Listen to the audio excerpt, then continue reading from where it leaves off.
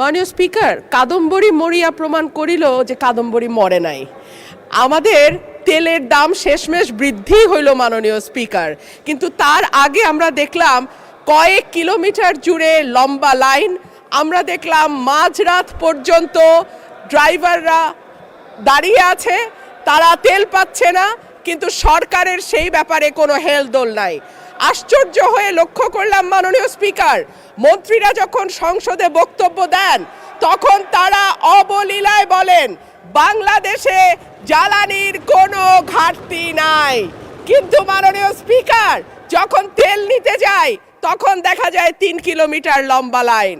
মাননীয় স্পিকার, সরকার সম্ভবত কিছু পদক্ষেপ গ্রহণ করবার ঘোষণা দিয়েছে। তার একটা হচ্ছে মার্কেট প্লেস 7টা বাজে বন্ধ করে দেয়া।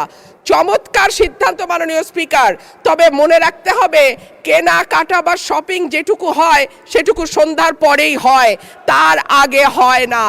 2 হইল অফিস আদালতের সময় বলে পরিবর্তন করবে। 5 দিনের জায়গায় 4 দিন বা 3 দিন তারা কর্মঘণ্টা ঠিক করবে।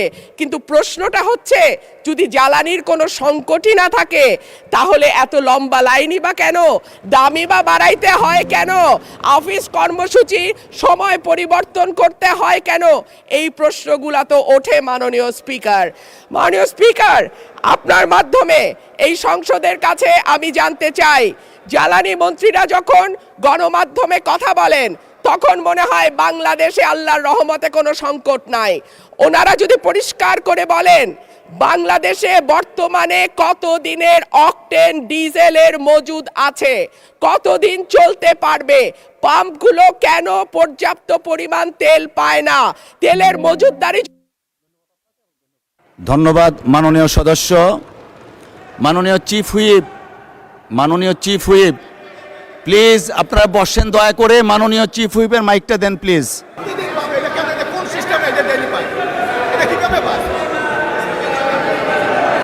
মাননীয় সদস্যবৃন্দ please let us discipline ourself. মাননীয় চিফ হুইপ আপনি দাঁড়িয়েছিলেন। মাননীয় বিরোধী দলীয় নেতা। ধন্যবাদ মাননীয় স্পিকার। এই সংসদ দেশের সর্বোচ্চ সম্মানের জায়গা। যারা এখানে নির্বাচিত হয়ে এসেছেন দেশের জনগণের সমর্থন, ভোট, ভালোবাসা, শ্রদ্ধা নিয়ে এসেছেন। আমরা সকল সদস্যের প্রতি শ্রদ্ধা জানিয়ে বলবো, কোনো সংসদ সদস্য যখন দাঁড়িয়ে কোনো কথা বলবেন তা নিয়ন্ত্রণ অথবা তাকে এলাও করার একক এখতিয়ার হচ্ছে মাননীয় স্পিকারের। সেই জায়গায় আজকে লক্ষ্য করলাম যে একজন স্বতন্ত্র সংসদ সদস্য তিনি যখন কথা বলছিলেন, দুঃখজনকভাবে ট্রেজারি বেঞ্চ থেকে সম্মানিত কিছু সদস্য এমন কিছু অঙ্গভঙ্গি করেছেন যেটা আমার বিবেকে আঘাত লেগেছে। আমি এটা আশা করি না। এমনকি আমি এও লক্ষ্য করলাম, 1 বার 2 বার নয়, 4 বার 5 বার নির্বাচিত হয়ে এই সংসদে যারা এসেছেন তাদের কেউ এই কাজটা করেছেন। আমি এখানে তাদের নাম বলে আমি নিজে লজ্জা পেতে চাই না। আমরা প্রথম দিনই অনুরোধ করেছিলাম ভালো কিছু সংস্কৃতির চর্চা হোক এখানে, এবং আমরা শিখতে চাই। আমরা জাতিকে নিজে শিখব, জাতিকেও আমাদের সাথে উদ্বুদ্ধ করব। মাননীয় স্পিকার, আজকে 2 বারই লক্ষ্য করলাম যে ট্রেজারি বেঞ্চ যেখানে আপনাকে সবচেয়ে বেশি সহযোগিতা করার কথা, সেখানে আপনি বারবার অনুরোধ করা পক্ষেও তিনারা চালিয়েই যাচ্ছেন। আপনি মাইক দেন নাই, তারপরেও সংসদে কি হচ্ছে আমরা কিছুই বুঝতে পারছি না। আর শেষমেশ যখন